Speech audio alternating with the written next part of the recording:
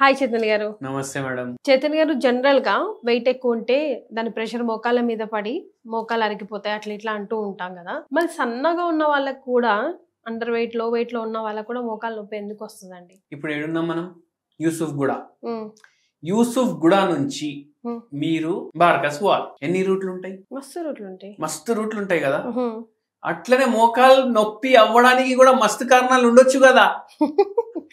అవునా కదా? ఇప్పుడు మోకాలు నొప్పి డాక్టర్లు ఏం చెప్తారు? మోకాలు నొప్పి మీకు అయిందంటే బరువు తగ్గండి మేడం, బరువు తగ్గండి సార్ అనేసి చెప్తామా? ఎందుకు చెప్తాం? అది కూడా ఒక కారణం మోకాలు నొప్పి అవ్వడానికి. సిగరెట్లు తాగుతారా, మందు తాగుతారా, అది బంద్ చేయండి. దానివల్ల కూడా మోకాలు నొప్పులు పెరుగుతాయి. కానీ ఓన్లీ మోకాల నొప్పులు రావడానికి కారణం బరువు ఒక్కటే అని చెప్పరు. బరువు ఎక్కువ ఉంటే మోకాలు నొప్పి అవ్వచ్చు, కానీ బరువు ఎక్కువ ఉంటే ఖచ్చితంగా మోకాలు నొప్పి ఉండాలనేసి రూల్ లేదు. అవునా కదా? అట్లనే మోకాల నొప్పి ఉంటే మనిషి లావు ఉండొచ్చు, కానీ బక్కున్నోనికి మోకాల నొప్పులు రావు అనేసి ఏం అట్లా రూల్ లేదు. మెనీ ఫ్యాక్టర్స్ మీద డిపెండ్ ఉంటది. సిగరెట్లు తాగుతున్నారు, మోకాల నొప్పులు రావచ్చు. అందరు ఏమనుకుంటారు? లంగ్ లో ప్రాబ్లం వస్తుంది, లంగ్ క్యాన్సర్ వస్తుంది, దానికి మోకాలకి ఏంటి సంబంధం, ఏమైనా సంబంధం అనేసి అనిపిస్తుంది. కానీ ఏదైతే నికోటిన్ ఉంటుంది రక్తంలో అయితే పోతుంది కదా, అట్లా పోయి మోకాల వరకు కూడా రక్తం పోతుంది కదా, అయితే అది డ్యామేజ్. ఆక్సిడేటివ్ స్ట్రెస్ అంటారు దాన్ని. యాంటీ ఆక్సిడెంట్ రిచ్ డైట్ తీసుకోవాలి అంటారు. ఏ రోగం ఉన్నా చెప్తారు కదా. ఇక్కడ ఆక్సిడెంటే పోతుంది కదా బాడీలా, అవునా కదా? ఇంకా పెరిగిపోతుంది. అందుకే మోకాలకి డ్యామేజ్ చేస్తాయి. మందు తాగుడు, మందు అంటే మనకు బతికించే మందులు కాదు, ఆల్కహాల్, అది తాగుడు వల్ల కూడా మోకాళ్ళకి పరేషాన్. మళ్ళా దానిపైన నిద్ర చక్కగా లేకపోవడం తోటి నాకు ఒకటి గుర్తొచ్చింది. సార్ ఒక పేషెంట్ వచ్చిర్రు, ఏం ప్రాబ్లం ఉందనేసి అడిగిన. మోకాలు నొప్పులు ఉన్నాయి. అట్లనే ఈ జాయింట్లు ఉంటాయి కదా ఫింగర్లు, ఇవి డీఫార్మ్ కూడా అవుతున్నాయి కొద్దిగా, అంటే ఇట్లా క్రాస్ కొద్దిగా అవుతున్నాయి. పేషెంట్ గంటన్నర పడుకుంటారంట రోజు, మొత్తం 24 hours లా గంటన్నర పడుకుంటారు.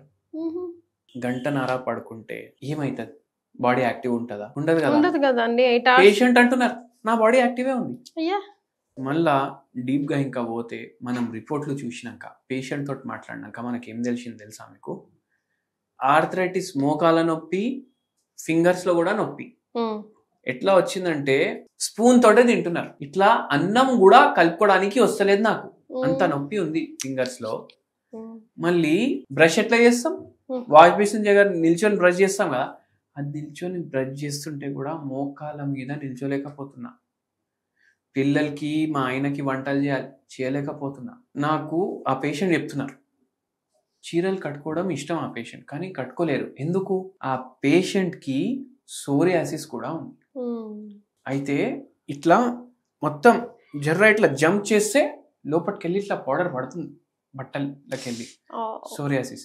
ఈ ఆర్థరైటిస్ ఏదైతే ఉంది కదా పేషెంట్ కి, ఆ ఆర్థరైటిస్ పేరు కూడా సోరియాటిక్ ఆర్థరైటిస్. మనం మొత్తం అడుగుతాం, ఈ పేషెంట్ కి కూడా అడిగినాం డీటెయిల్స్, ఎందుకు, ఏమైంది, ఎప్పటి నుంచి ఉంది? సోరియాసిస్ అయితే 8th class లో స్టార్ట్ అయింది, ఇయర్స్ బ్యాక్. అరే ఇప్పుడు పిల్లలు కూడా పెద్దగా ఉన్నా, అప్పటి నుంచి మళ్ళా 10-15 ఏళ్ళకెళ్ళి మోకాలు నొప్పులు కూడా స్టార్ట్ అయినాయి. అయితే మనం అడిగే, ఏం స్ట్రెస్ ఉంటుంది పిల్లలకి స్కూల్లో మీరు చెప్పండి. రేపు అసైన్మెంట్ సబ్మిట్ చేయాలి, రేపు హోంవర్క్ చూపించకపోతే అప్పుడు కొడుతుండే బాగా టీచర్లు. ఆ టెన్షన్ ఉండే నా అమ్మాయి. మన లేదు సార్, ఏం టెన్షన్ ఉండే అని. నేను 8వ తరగతిలో ఉన్నప్పుడు మా నాయన పోయింది, నేను మా డాడీకి చాలా క్లోజ్ ఉండే, ఆయన పోయింది. మా ఇంట్లో కుక్క ఉండే, నాకు ఫ్రెండ్స్ కూడా ఎక్కువ లేకుండే. తర్వాత కొన్ని ఏళ్ల తర్వాత కుక్క కూడా పోయింది. మళ్ళా దాని తర్వాత నాకు ఎవరైతే ఇష్టం ఉండే, నాది ఒకటి ఎంగేజ్మెంట్ కూడా బ్రేక్ అయింది. ఎందుకు? ఇప్పుడు ఎవరితో అయితే ఎంగేజ్మెంట్ అయింది కదా, అరేంజ్ మ్యారేజే, ఎంగేజ్మెంట్ ఎవరితో అయితే అయింది కదా, ఆయన నాకు ఇష్టం ఉండే. కానీ ఇప్పుడు ఇంటోళ్ళు అన్ని మాట్లాడుకుంటారు కదా, దాంట్లో ఏదో లొల్లి అయి అది కట్ అయిపోయింది. నాకు ఏది దగ్గర ఉండే కదా జీవితంలో, దూరమైంది, ఇంకా పోయినా, ఇంకా దొరికే కూడా ఛాన్స్ లేదు. నాతో అయినంత నా ఇన్సాఫీ ఎవరితో కాలేదు అనేసి పేషెంట్ అంటున్నారు. ఇట్లా ఏడ్చుకుంటా చెప్తున్నారు మళ్ళా. ఇప్పుడు ఎంత బాధ ఉంటే మనిషి ఏడుస్తాడు. అందరు ఏడవరు పేషెంట్లు. ఒక 50% పేషెంట్స్ ఇట్లా నరేట్ చేసేటప్పుడు ఏడుస్తారు, 50% పేషెంట్స్ ఏడవరు.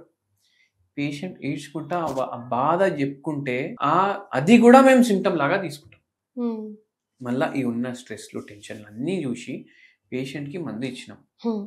1 year వాడినరు. ఫస్ట్ మోకాల నొప్పులు తగ్గిపోయినాయి, ఫింగర్స్లో నొప్పులు తగ్గిపోయినాయి. చెప్పకుండా మందులు మానేసిండ్రు.